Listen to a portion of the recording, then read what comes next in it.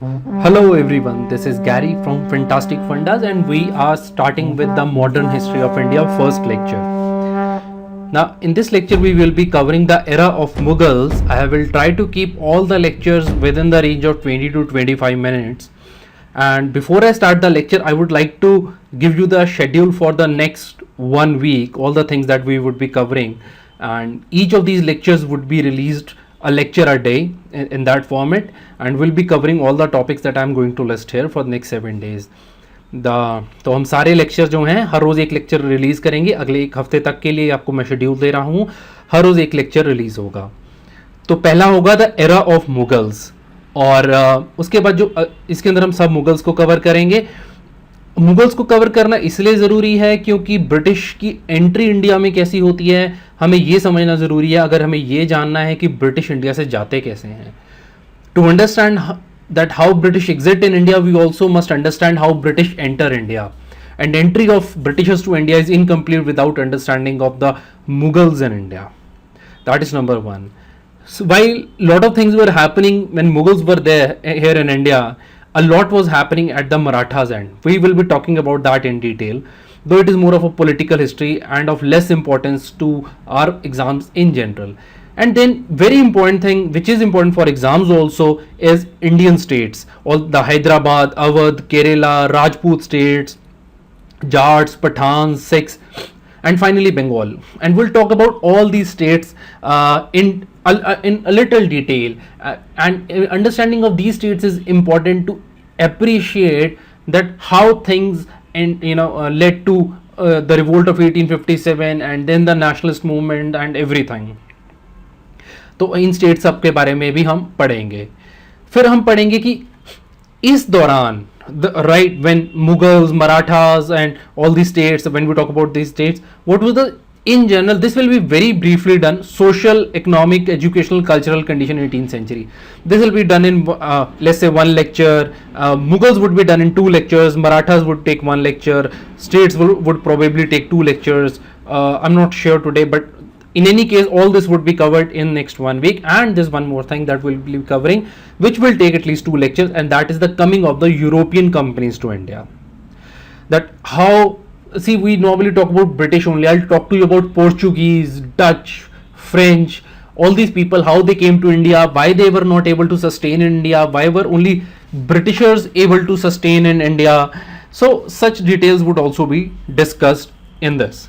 Now before I proceed ahead, I'd like to give you a very small detail about how I would be teaching these, because all these things are happening in parallel. So when we learn about these things in parallel, it is not possible that to understand it completely, क्योंकि हम सारी चीज़ों को ऐसे एक साथ नहीं पढ़ सकते. कि अगर मुगल का फारुखसियर राजा चल रहा था या अकबर राजा चल रहा था, उस टाइम पर मराठा क्या कर रहे थे, और उस टाइम हैदराबाद में क्या हो रहा था, और उसी टाइम पे सोशियो इकोनॉमिक कंडीशन क्या थी, और उसी टाइम यूरोपियन क्या कर रहे थे. तो एक ही बात में, मतलब आप एक बात को समझिए, आप ये नहीं कभी नहीं जान पाएंगे कि इतनी कन्फ्यूजन हो जाएगी कौन क्या कर रहा है और कौन कैसे आगे बढ़ रहा है. तो चीज़ों को जोड़ना मुश्किल हो जाएगा. मैं इसके लिए करूँगा क्या, I'll explain it to you. What I'll do is, suppose this is the time period and this is for, let's say, Mughals, right? Now 1526 they'll start and this goes up to 1857. This is just for an example. अब अगर 1526 में Mughals आए और इसकी पूरी history मैंने आपको ये, this is like Mughal history, Mughal history. So I'll teach you about the Mughal history here. Now what I'll do next is that when I'm done with this Mughal history, and this will be done very briefly, हम Mughals की कोई बहुत details में नहीं जाएंगे, ऊपर से आपकी समझ के लिए. तो एक बार जब हमारी मुगल हिस्ट्री हो जाएगी, फिर मैं आपको जैसे मराठास के बारे में बताऊंगा, ठीक है जी. तो फिर ऐसे मराठास चलेंगे फिर. सो अगर मराठास चल रहे हैं तो that will also run almost the same time period जो इनका चल रहेगा, मुगल का रहेगा. अब what I will also keep doing is कि मराठा के जब ये बता रहा हूँगा, I keep on inter relating it to Mughal history. कि जब मराठा में यहाँ पर अगर कुछ मान लीजिए इंसिडेंट्स होता है तो उस टाइम पे मुगल हिस्ट्री में क्या हो रहा था. तो same goes with all those things. We will be talking about Hyderabad and all the other states that I talk about, let's say Bengal and then Awadh. So we'll talk about all those Rohilla, Sikhs, Mysore, I mean everyone, all the areas around Delhi, we'll talk all about it. So we'll begin with the today's lecture, and it is about the Mughals in India.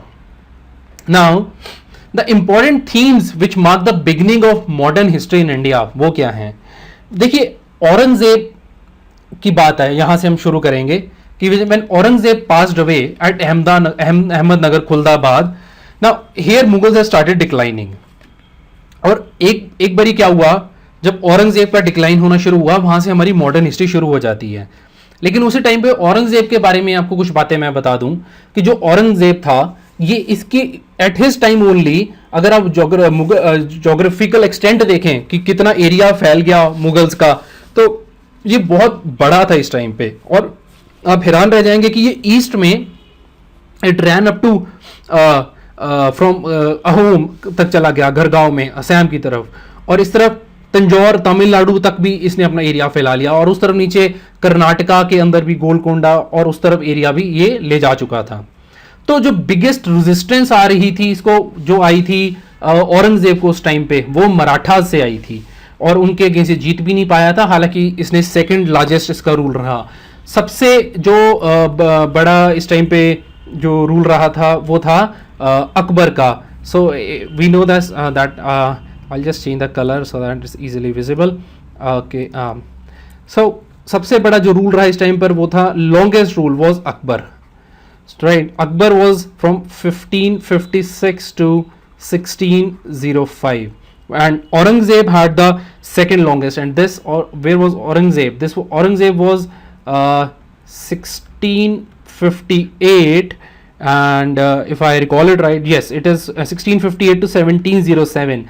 And this 1707, this year precisely, is called the beginning of the modern history of India. But how do we reach the modern history 1707? We will need to understand a little bit of background, and this is what we will be doing in today's lecture, right? It will be done very quickly, so you understand this lecture. And see, there's one more suggestion. मेरे आपसे एक suggestion है, जब कल अगला lecture आए, आज आप इस lecture को सुन लीजिए, कल अगला लेक्चर है, listen to this lecture again, आपके लिए इस चीजों को समझना बहुत आसान हो जाएगा. तो see what was happening, see he what all areas he conquered. Now you what words you have to remember. See he said Gargaon was there, then Tanjore was there, then Karnataka has Bijapur and Golconda in Andhra at that time. All these areas he that was his extent. And who gave him biggest resistance? If he was such an aggressive person that who spread Mughal empire across India, so resistance to him was offered by Marathas, right? Now he could not win in spite of having this long regime. That shows that, now question can be, was the Deccan policy, Deccan मतलब जो south की policy जो थी औरंगजेब की, क्या वो failure थी? हाँ जी, वो फेलियर थी कह सकते हैं एक नजरिए से, क्योंकि हालांकि उसने एरिया तो अपना वहां पर फैला लिया, लेकिन फिर भी वो डीप डेक्कन में नहीं जा पाया था, और मराठास को तो फिर वहां पर हरा नहीं पाया था. और उसकी पॉलिसी को थी क्या? उसकी पॉलिसी को हम एक टेक्निकल वर्ड यूज करेंगे जिसको हम कहते हैं aggressive imperialism. This word is important, right? Now see what imperialism means. Imperialism हमने कहा aggressive imperialism. Now this is very important definition. I just this is important for you, you must remember this by heart. Imperialism क्या होता है, इसको रट्टा मार लो जी से. Imperialism means having a subordinate और अनइक्वल कल्चरल, पॉलिटिकल और economic relationship between different states of an empire. Imperialism का मतलब होता है एक ही रूल के नीचे अलग अलग स्टेट्स का आपस में जो रिश्ता है वो कैसा है? सबऑर्डिनेशन का है. एक सीनियर है, एक जूनियर है, एक बड़ी है, एक छोटी है. कल्चरली, पॉलिटिकली, इकोनॉमिकली वो कुछ आगे रहती हैं, कुछ पीछे रहती हैं. खुद वो आगे रहते थे जो रूलर्स हैं, बाकियों को वो पीछे रखते थे. So this is how it went. So now I will show you this map of Mughal empire. If you see, now this is extent of the Babur's rule in 1530, right? Extent of Babur's rule in 1530. This is this purple color over here. If you see, this is not a very big area, it's just this much. Mainly the Great Plains of Northern India and partially running into Rajasthan, UP, all this area. तो ये जो main planes हैं, और ये पाकिस्तान तक जाता था, जैसे कि हम देख सकते हैं ये कंधार का एरिया, और ये काबुल भी इसकी तरफ इसी तो ये all this area is going on. फिर उसके बाद क्या हुआ जी, ये हम सबकी थोड़ी थोड़ी डिटेल्स आगे जाकर भी पढ़ेंगे, अभी आप सिर्फ मैप पर फोकस कीजिए। तो अब आगे देखें तो अकबर का जो था, देखिए बाबर, ठीक है जी, बाबर के बाद अब क्या हुआ, बाबर के बाद हुमायूं आया। हुमायूं के टाइम पर कुछ एरिया ज्यादा एक्सपैंड नहीं करता है, पहले राजे के टाइम पर करता है और फिर तीसरे पर करता है, और नंबर पर एरिया एक्सपैंड कर रहा है, ठीक है जी। हालांकि और तो 1 और 3 पर अभी यहां पर कर रहा है एक्सपैंड। अब अगर बाबर अकबर का आप देखें तो this is yellow part also, अब इसका येलो पार्ट भी इंक्लूड हो गया। देखो कोस्टल एरिया उसने अपना ले लिया कुछ, उस तरफ फुट हिल तक पूरी हिमालय का कवर कर लिया, और देन राइट इनटू अफगानिस्तान, ये पाकिस्तान का एरिया बहुत बड़ा, अफगानिस्तान का, और दिस वे इसने पूरा कवर कर लिया।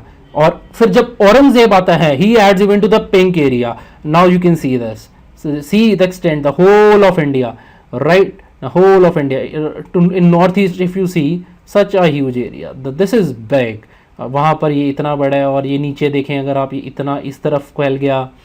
तो look at this map, that means Aurangzeb के टाइम पर बहुत ज़्यादा ये जो एरिया फैल गया था। So next now we will talk about all the Mughal rulers right from Babur. Actually modern history जो है वो बाबर से शुरू नहीं हो रही है, लेकिन हम क्या कोशिश कर रहे हैं कि इन सब के बारे में 2-2, 4-4 बातें जान लें, एंड आमतौर पे पेपर में भी ऐसे क्वेश्चन आ जाते हैं। तो बाबर के साथ क्या कहानी है, बाबर 1526 से आया और 1530 तक इसने रूल किया। इसकी एंट्री कैसे हुई थी, Babur defeated Ibrahim Lodi in the first battle of Panipat and thus he ended the first Afghan empire. इसने इब्राहिम लोदी को हरा दिया और पहला अफगानिस्तान अंपायर, अफगानियों का जो अंपायर था वो खत्म हो गया। जो लोधी गार्डन्स हैं, जो लोधी डायनेस्टी जिसको इसने इब्राहिम लोदी को जब हराया था, वो it was carved out by Britishers, जो दिल्ली के अंदर लोधी गार्डन बने हुए हैं। खैर just that is just to make you remember it. Arun Jaitley शायद वहीं से सैर करने जाते हैं हर रोज। तो बाबर ने इब्राहिम लोदी को हराया था, आप अरुण जेटली को रिकॉल कर सकते हैं वहां पे। तो फिर अब नेक्स्ट चीज क्या आती है, इसके अंदर क्या होता है, बाबर जो था ये इसका लिटरेरी टेस्ट बहुत स्ट्रॉन्ग था, ठीक है जी।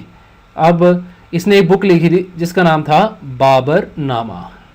अब जो बाबर नामा बुक है, you can see it over here, this book. Now it was written in Turkish. How do we know this is Turkish? या तो आपने पढ़ी हो book, see you, but the word nama, see you must remember that wherever nama is there, nama means that particular writing was in Turkish, right?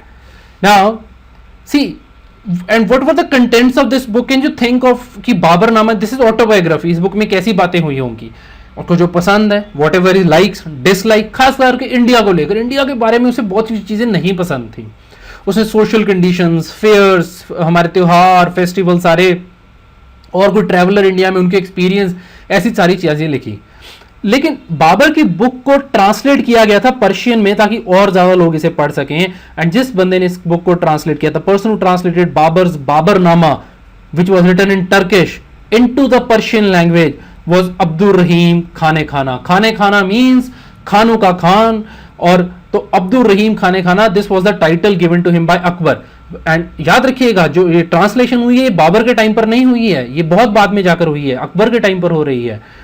अब अब्दुल रहीम के बारे में एक शॉर्ट में अगर आपको चीज बता दूं, ये बैराम खान का बेटा था। बैराम खान अकबर का गार्डियन था, और बैराम खान को अकबर ने मक्का भेज दिया था। कोई बात हुई थी, ऐसा मान बस कि उसको वहां पर उसको भेज दिया, क्योंकि कुछ इश्यूज हो गया था, हमें उसकी डिटेल में नहीं जाना है। तो और दूसरी बात, चंगेज खान जो था वो जो था बाबर का एंसेस्टर था, एंड ही दस बाबर जो सोचता था एंड कि himself to be a ruler here, ठीक है जी, ऐसा चल रहा था। बाबर के बारे में है वो चंगेज खान वाली बात, ना कि अब्दुल रहीम के बारे में यहाँ पे। अब बाबर को एक चीज का बहुत शौक था, वो था अल्कोहल का, ठीक है जी। Great man like great wine, और इसीलिए अब वहां पर काबुल के अंदर जहां पर बाबर की मजार बनी हुई है, वहां पे अब भी शराब का प्रसाद चढ़ता है, सो कॉल्ड प्रसाद। तो नेक्स्ट इज जी हुमायूं। बाबर था 1526 से 1530, and next is Humayun. Humayun moved from 1530 to 1540 and then 1556। ये हुमायूं की टूम है जो आप साइड पे देख रहे हो ना, और ये वर्ल्ड हेरिटेज साइट भी है। गवर्नमेंट ऑफ इंडिया ने इसे रिसेंटली रिस्टोर भी किया है, और अब बाबर जो हुमायूं के ऊपर बुक लिखी गई उसका नाम था हुमायूं नामा। आप क्या सोच सकते हैं अगर ये नामा है तो कौन सी भाषा में होगी? I leave it to you, आप खुद ही सोच लीजिएगा। और गुल बदन बानो बेगम जिसने ये किताब लिखी थी, ये कौन है इसके बारे में हम बात करेंगे। पहली बात तो ये इस जो द हुमायूंस रूल जो था ये 1530 से 1540 तक था। Why this break? Because in between Sher Shah Suri came and he was a Afghani and he established Sur Empire, and during this small period of 15-16 years Mughals were not ruling. It was actually the Suri Empire that was happening. And just to tell you something about Sher Shah Suri, he was a great administrator, and you must have heard about Sher Shah Suri Road, the GT road, and जिसने develop की थी। और इसका टूम कहाँ पर है? इसका देखिए टूम पर पता नहीं क्यों क्वेश्चन आते हैं, लेकिन they are there in paper often. तो जिसका टूम है it is at Sasaram in Bihar. ये बात है याद रखने वाले की। एक बात याद रखिएगा, इसके टूम के ऊपर बिहार के लोकल आर्किटेक्चरल जो इम्पैक्ट होता है वो दिखाई देता है हमें। अब he was not a great strategist, ये कोई इसको लड़ना ज्यादा नहीं आता था। तभी तो आप देखें ना, सुर भी तो तभी बीच में आ गए, ये सूर अंपायर वाले। तो ना ही बाबर अपने बाप की तरह ना ही अपने बेटे की तरह इसे लड़ना आता था। ऐश परस्ती की जिंदगी इसकी बीत गई। अब बाप को तो अगर शराब पसंद थी इसके बाबर को, और तो इस बेटे को तो आगे ही जाना था उससे। तो what he liked was opium, right. तो अफीम खाने का इसको बहुत शौक था। तो ऐसा था। तो एंड नेक्स्ट थिंग इज जिसकी टूम था, this tomb over here, this tomb was actually built by his wife Hamida Bano Begum. याद रखिएगा, गुलबदन बानो बेगम इसकी वाइफ नहीं है, हमीदा इसकी वाइफ का नाम है। और इसने क्या बनाया था? ये वाला टूम इसने बनाया था। और इस टूम में हो क्या खास बात है? इसके अंदर डबल डोम आर्च है। तो डबल डोम का मतलब क्या है? जो ये आप व्हाइट कलर का यहाँ पर टूम ये देख रहे हैं, दिस टूम, ना this tomb over here, this is double arch. इसके अंदर भी एक आर्च है। होता क्या था कि अंदर की चीजों को मैनेज करने के लिए ऐसे टू बनाया जाता था, लेकिन वो बाहर से सुंदर नहीं लगता था। तो बाहर फिर क्या करते थे? डबल आर्च इसके अंदर बनाई जा रही थी यहाँ पे, ठीक है जी। तो ये हो रहा था। फिर डबल डोम जो इसकी आर्च है। अब ये एक वर्ल्ड हेरिटेज साइट भी है, मैं आपको ये बता ही चुका हूं। अब हम बात करते हैं हुमायूं नामा की। अभी तक आपने अगर गेस नहीं किया तो दिस बुक वाज नामा मैं फिर से आपको बता रहा हूं। जो नामा होता है, नामा is always is equal to Turkish, ठीक है जी। और जो रिटन, और ये अकबर के पीरियड में written in Akbar's period by Humayun sister, इसके मरने के बाद। तो अकबर के पीरियड में 2 किताबें लिखी गई जी। देखो, एक तो ट्रांसलेशन हुई बाबर नामा की, और दूसरी चीज है हुमायूं नामा लिखा गया। हुमायूं नामा लिखा था उसकी बहन ने, जिसका नाम था गुल बदन बानो बेगम। अब ये नाम तो आपको भूलना नहीं चाहिए, क्योंकि ये तो नाम ही बहुत सुंदर है। वैसे इस नाम का मतलब होता है princess of body of roses. और अब विजुअलाइजेशन ना ज्यादा करते हुए will move ahead. Through this she also conveyed perspective of women and there condition. अगर अब एक लेडी उस टाइम की जो इतनी वेल अवेयर और जो थी, अगर वो बुक लिखेगी थोड़ा सा तो उसको अपना परस्पेक्टिव आएगा। And this is what she did. So that was about Humayun. Now let's move to Akbar. अब आप सबने अकबर का नाम अगर सुना हो तो सबसे पहले आपके मन में हीरत रोशन आ जाता है जी। बहुत सारे लोगों के मन में तो आ जाता है। तो खैर दैट वाज जोधा अकबर। इसका पूरा नाम था जलालुद्दीन अकबर, जैसा कि आप देख सकते हैं। 13 साल की एज में, at the age of 13 he was made the emperor. He brought the stability to empire through policies like military policy. Now this is big thing, because military policy इसकी बहुत ज्यादा इंपॉर्टेंट थी। किससे लड़ना है, किससे नहीं लड़ना, इसके लिए ये बातें इंपॉर्टेंट बन जाती थी। ये आगे बढ़ने के लिए जिसकी हेल्प मिल जाती थी वो ले लेता था। राजपूत तक की इसने हेल्प ले ली। अकबर को तो हमने पहले भी देखा मैप में कैसे एरिया एक्सपैंड कर रहा था वो अपना। अब अगर अच्छा वॉरियर था तो पैसे भी तो अच्छे होंगे। See if you are a good warrior, see good warrior, ये बात को देखिए, that is possible only if you have good money, right?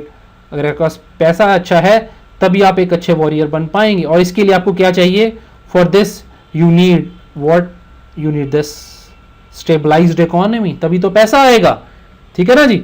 So this is what happened. Next is he was a despot with paternal attitude. अब कई लोग ना महानता जब अकबर की गिनाने लगते हैं, अकबर द ग्रेट, उसको डेमोक्रेटिक भी कहने लग जाते हैं. He was a despot. ये बात नहीं हमें भूलनी चाहिए. हाँ, एक बात बहुत अच्छी थी, इसके लिए ये नहीं मैटर करता था कि आप किस रिलीजन से हैं. इस बात को तो खैर पिक्चर में बहुत अच्छे से दिखाया गया. तो आप कोई भी रिलीजन के हों, he respected all faiths, right. He brought them all together.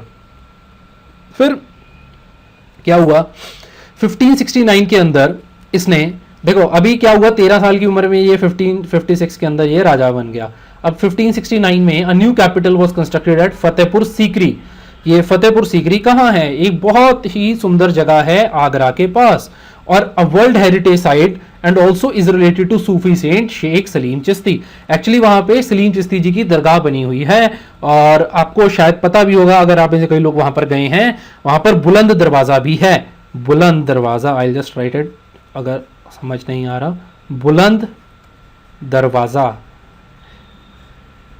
ठीक है जी. जो अब जो ये दरवाजा, इसकी खास बात क्या है, जो जैसे अगर ये दरवाजा बना हुआ है, it's a huge door actually. तो यहाँ पर इसके ऐसे चारों तरफ कुरान की आयतें लिखी हुई हैं इसके अंदर. अब जो कुरान की इस तरह आयतें लिखी गई हैं, इसके अंदर आप नीचे खड़े होकर, जब इसके आगे ऐसे स्टेयर्स बनी होनी है नीचे, अब इसके आगे जब आप जो भी आप इसकी आयतें पढ़ते हैं, तो कई किसी भी स्टेप पर खड़े होकर पढ़िए, आपको ये आयतों का साइज जो है बिल्कुल सेम दिखाई देता है.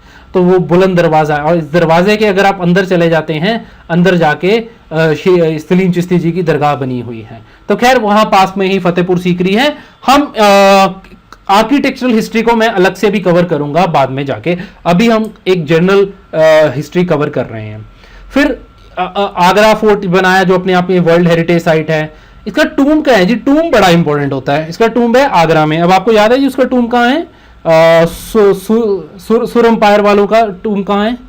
तो दैट सुर वालों का, सुर इज ससारम. सुर इज इक्वल टू ससारम. ये आपको याद रखने वाली बातें हैं. अब इसके ऊपर, अब देखो दो बुक्स तो इसके टाइम पर हमें पता लिखी गई. एक तो लिखी जी इसकी बहन ने, गुलबदन बानो बेगम ने, इसके हुमायूं की बहन ने, और एक अब्दुल रहीम खाने खाना ने बाबरनामा को ट्रांसलेट किया था टर्किश से पर्शियन में, ताकि ज़्यादा लोग पढ़ सकें. ठीक है जी. सो वन इज बाबरनामा की ट्रांसलेशन, ठीक है जी, एंड वन इज हुमायूं नामा.